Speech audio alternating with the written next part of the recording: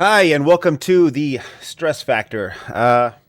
We are going to be talking about Game Update 7.0.1. It looks like the very first game update to Legacy of the Sith, which was released on February 15th, 2022. So, some current known issues under investigations. Players can't defeat Darth Malgus in ruins of the Newell Flashpoint.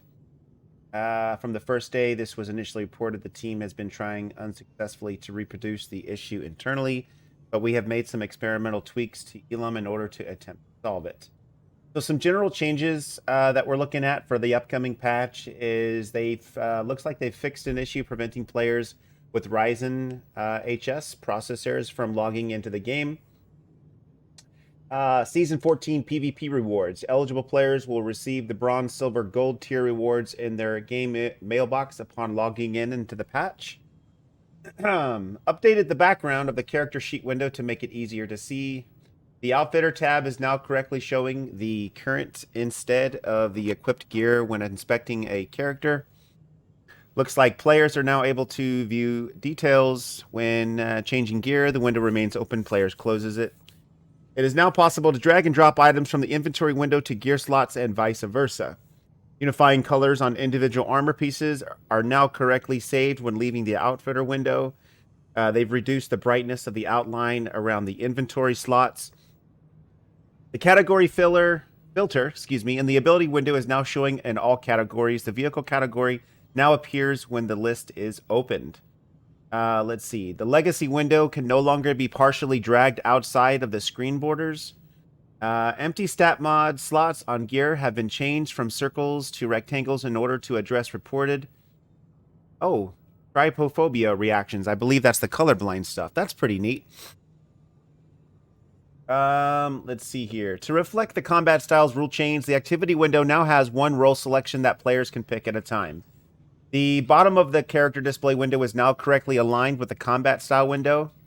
Changing a loadout that uses the same discipline and different names now correctly updates the name in the combat style tab. The relic slot no longer disappears when switching from gear tab to companion tab. The outfitter no longer changes when navigating through the character sheet. The randomize button from the customize screen is no longer moving after being used for the first time. The item preview button in the cartel market and collections windows is always visible when the item can be previewed. Alacrity percentage is now correctly displayed in the gear tab and details window of the character sheet. The loadout name is now correctly displayed in the loadout update pop-up when changing disciplines. Additional purchased outfit slots are now correctly added to the Outfitter tab. For clarity, the icons for active abilities now appear highlighted when selected in the ability tree. Unlocked species in the appearance modification station no longer show at the lock at their icon. Sorting items by quality or value in the inventory window is now working properly. The select title window and details window are no longer merged. Updated the character sheet buttons for consistency with other buttons within the game. Improved the resolution of the circle elements in character window sheet. The camera angle of the character in the character sheet is now matching the companion camera angle. A background track has been added to the ability scroll ball for clarity. There is a new button to unify colors on the companion tab of the character sheet.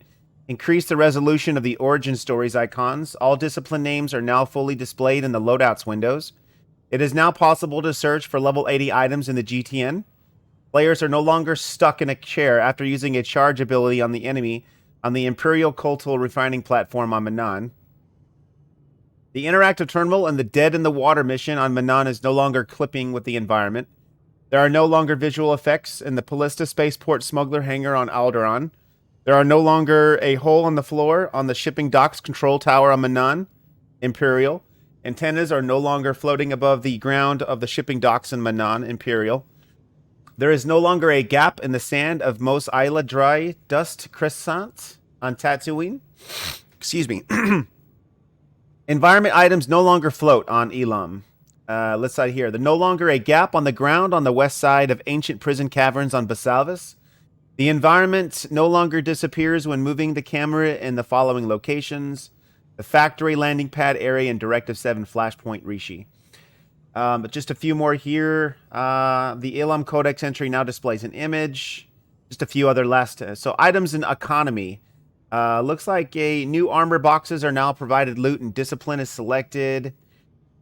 Let's see. The Iocath compactor droid decoration is now correctly centered in the preview window. Combat styles. Let's see here. We got boosted characters with Chapter 3 achievement can now choose a second combat style. Raid buff abilities are now correctly describing debuff in their tooltips. Some tooltip changes. Looks like some combat style changes to Sentinel, Guardian, Marauder. Looks like all of them. We're going to read them off here. Defense. Guardian Leap ability is now granted at level 39, allowing players to use the Thwart passive. Some Marauder changes for Carnage. Fix the following issues on defensive stance. Annihilation Critical Bleeds mod is now the default choice for Annihilation Marauder. Couple of Juggernaut changes here. The tooltip of the Fury's power ability now shows the max charges and duration. Shadow, kinetic damage. We got Sage, Seer, Assassin. Looks like Corruption. Here's the healing part. Make the following changes on the Dark Resurgent passive ability.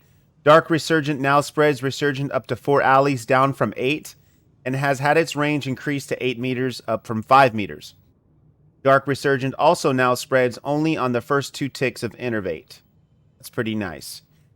Let's see. Scoundrel, Sawbones. The trick move now ability now correctly mentions upper hand instead of tactical advantage ability.